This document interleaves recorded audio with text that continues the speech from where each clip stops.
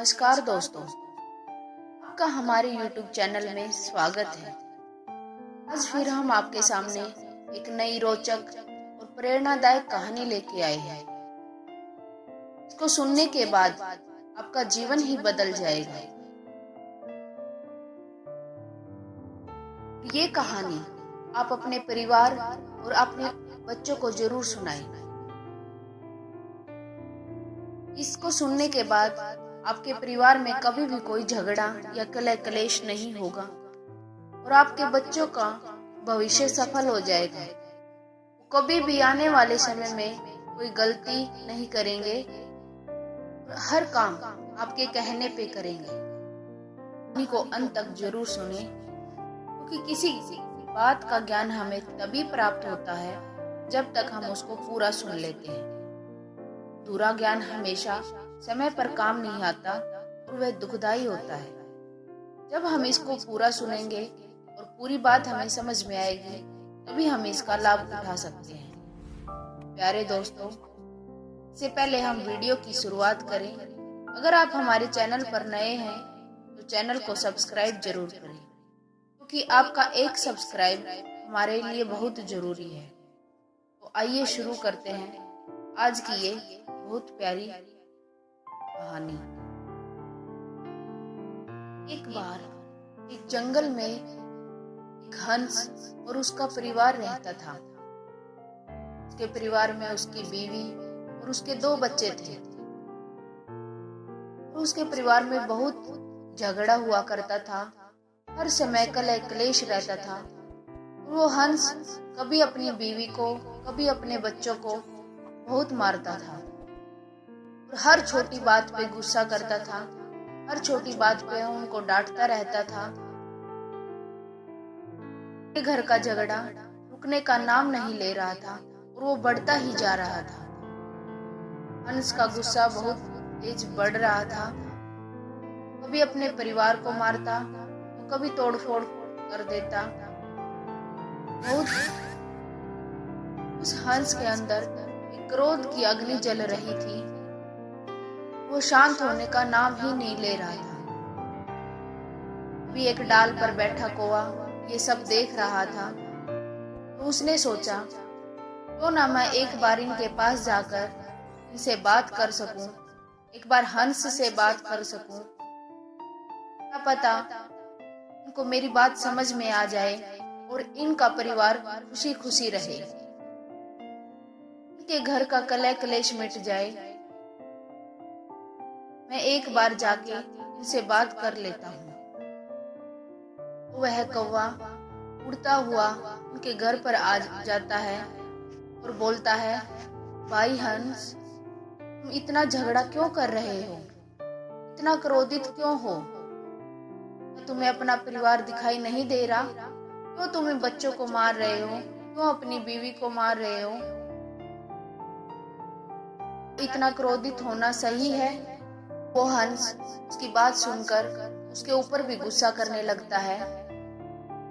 फिर कौवा कहता है, भाई मेरी एक बात सुन लो, मैं तुम्हें एक ऐसी बात बताता हूँ, उसके सुनने के बाद आपको बात समझ में आ जाएगी कि क्रोध करना कितनी गलत बात है। आओ मैं तुम्हें एक बात बताता हूँ। नदी के किनारे पर एक बहुत बड़ा पत्थर रखा हुआ था और उस पत्थर पर वो महात्मा बैठे हुए थे, जिस पत्थर पर वह धोबी हर रोज कपड़े धोता था। वह सोचने लगा, अभी महात्मा बैठे हुए हैं, क्यों न मैं थोड़ी देर के लिए इंतजार करता हूँ और मैं अपने कपड़े बाद में धो लेता हूँ। 1 घंटा हुआ, 2 घंटे हुए, फिर भी महात्मा नहीं उठे।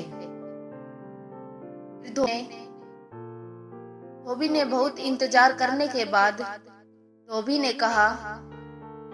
ने हाथ जोड़कर प्रार्थना की कि हे महात्मा, यह मेरे कपड़े धोने का स्थान है। आप कोई दूसरी जगह पर विराज होके आप अपना कार्य कर लो। महात्मा जी वहां से उठकर थोड़ी दूर जाकर बैठ गए। धोबी ने कपड़े धोने शुरू कर दिए। धोबी जोर जोर से कपड़ों को पीट पीट कर धोने का काम कर रहा था और कुछ छींटे उछलकर महात्मा जी पर जा गिरे। महात्मा जी को बहुत क्रोध आया और वो धोबी को गालियां देने लगे। उससे भी शांति नहीं मिली तो पास रखा धोबी का डंडा उठाकर उसे ही मारने लगे। सांप ऊपर से कोमल मुलायम दिखता है, किंतु पूंछ दबने पर ही असलियत की पहचान होती है। प्यारे दर्शकों, महात्मा को क्रोधित देख धोबी ने सोचा, अवश्य ही मुझसे कोई गलती हुई है। वह हाथ जोड़कर महात्मा से माफी मांगने लगा। महात्मा ने कहा, दुष्ट, तुझे क्या मैं दिखाई नहीं दे रहा? तू गंदे छींटे मुझ पर उड़ा रहा है। धोबी ने कहा, महाराज शांत हो जाइए, मुझसे गलती हो गई है। लोगों के गंदे कपड़े धोते धोते मेरा ध्यान ही नहीं रहा, मुझे माफ कर दो। धोबी का काम खत्म हो चुका था। साफ कपड़े लेके और महात्मा जी से माफी मांगते हुए वह वापस अपने घर लौट गया। महात्मा ने देखा, धोबी जहां पर कपड़े धो रहा था वह पत्थर से निकला गंदा पानी मिट्टी के संपर्क से स्वच्छ और निर्मल होकर सरिता के शुभ प्रवाह में लुप्त हो रहा, लेकिन महात्मा के वस्त्रों में बहुत ही गंदी बदबू बस गई थी। वह सोचता है, कौन धोबी और कौन महात्मा? धोबी ही असली महात्मा था। अच्छे भाव से लोगों के दाग दूर करता है। क्रोध एक तरह का पागलपन है। क्रोध मूर्खों के हृदय में ही बसता है। क्रोध वह तेजाब है जो किसी भी चीज पर उस पर अधिक हानि पहुंचा सकती है। इसमें वह रखा है। क्रोध को पाले रखना गर्म कोयले को किसी और पर फेंकने की नियत से पकड़े रहने के समान है। इसमें आप ही जलते हैं। मूर्ख मनुष्य क्रोध को जोर शोर से प्रकट करता है, किंतु बुद्धिमान शांति से उसे वश में करता है। जब क्रोध आए तो उसके परिणाम पर विचार करो।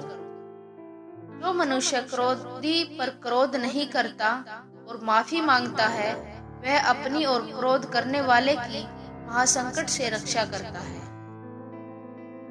बात ओए ने बताई तो ये बात हंस को समझ में आ गई और वह बोला, वाह भाई, मुझसे बहुत बड़ी गलती हुई है। मैं अभी से कभी क्रोध नहीं करूंगा और अपने परिवार को हमेशा। प्यारे दर्शकों, कैसी लगी ये आज की कहानी? अच्छी लगी हो तो इसे लाइक करें, शेयर करें और कमेंट करके हमें जरूर बताएं। धन्यवाद दोस्तों।